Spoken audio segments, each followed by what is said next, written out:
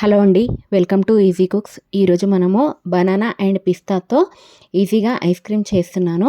తక్కువ ఇంగ్రీడియంట్స్తో చాలా ఈజీ ప్రాసెస్ అండి. మీరు కూడా ఇంట్లో ఈజీగా ట్రై చేయొచ్చు. చాలా తొందరగా కూడా అయిపోతుంది. ఇలాగా బనానాను ఒక 3 బనానాలు తీసుకున్నాను నేను ఇక్కడ. ఇలాగా స్లైసెస్గా కట్ చేసుకొని ఒక బౌల్లోకి తీసుకోవాలి. దీన్ని ఒక మూతతో ఇలాగా సిల్వర్ పేపర్ కానీ లేకపోతే ఫాయిల్ పేపర్ ఏదైనా ఉంటే, లేకపోతే ఏదైనా లిడ్ ఉన్నా కూడా దీన్ని ప్యాక్ చేసుకొని ఒక 2 to 3 అవర్స్ పాటు ఫ్రిడ్జ్లో స్టోర్ చేసుకోవాలి. ఇక 2 అవర్స్ తర్వాత 2-3 అవర్స్ తర్వాత ఇలాగా ఒక కప్పు వరకు ఇందులోకి షుగర్ వేసుకోవాలి. షుగర్ ప్లేస్లో మీరు మిల్క్ మేడ్ అయినా కూడా వేసుకోవచ్చు, లేదంటే హనీ కూడా వేసుకోవచ్చు. తర్వాత ఇలాగ పిస్తాను ఒక కప్పు వరకు, అలాగే కోకో పౌడర్ను ఒక కప్పు వరకు, అలాగే 2 కప్పుల వరకు మిల్క్ను ఇక్కడ యాడ్ చేసుకున్నాను. వీటన్నిటిని మిక్సీ జార్లో వేసుకొని ఫైన్గా బ్లెండ్ చేసుకోవాలి.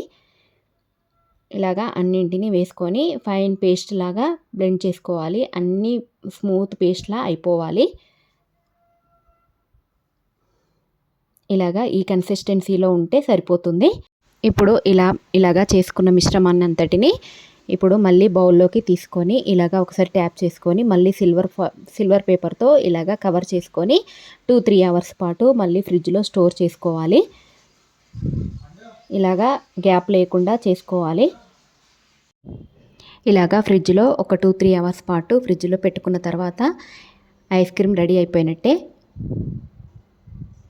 ఇలాగా ఒకసారి మూత తీసి చూస్తే చాలా గట్టిగా అయిపోతుంది.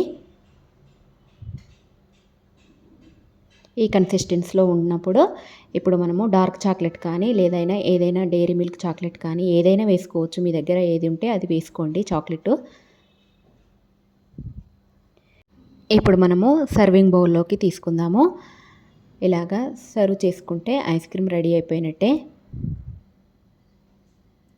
చాలా సింపుల్గా, చాలా ఈజీగా మీరు ఇంట్లో కూడా ఇలాగా రెడీ చేసి ఎంజాయ్ చేయొచ్చు. చాలా సింపుల్ అయిన రెసిపీ అండి. మీరు కూడా ఇంట్లో ఒకసారి ఇలాగా బనానాతో ట్రై చేసి చూడండి. చాలా హెల్దీ అయిన ఐస్ క్రీమ్ కూడా. ఇలాగా కప్పులోకి తీసుకొని సర్వ్ చేసుకొని ఎంజాయ్ చేయడమే. చాలా సింపుల్ అయిన రెసిపీ అండి. మీరు కూడా ఒకసారి ట్రై చేసి చూడండి. అలాగే మా వీడియో కనుక నచ్చినట్టయితే లైక్ చేయండి, షేర్ చేయండి, సబ్స్క్రైబ్ చేసుకోండి. మరిన్ని వీడియోల కోసం బెల్ ఐకాన్ని కూడా క్లిక్ చేయండి. థ్యాంక్ యూ అండి. Thank you for watching.